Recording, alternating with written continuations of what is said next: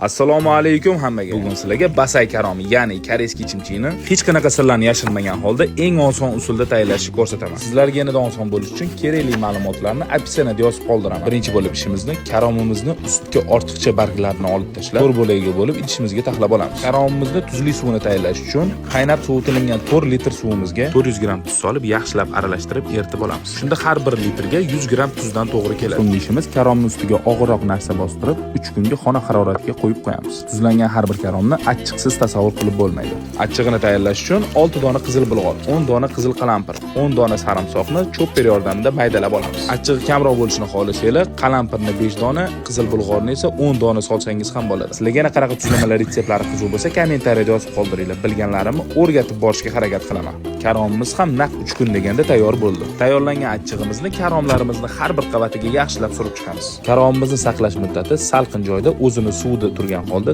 4-5 kun. Do'stlar, video yoqqan bo'lsa, sizlar ham albatta oila davrasida tayyorlab ko'ringlar. Sizlar ham xuddi shunga o'xshab pishsa, o'xshadi deb yozib yuborsanglar xursand bo'laman.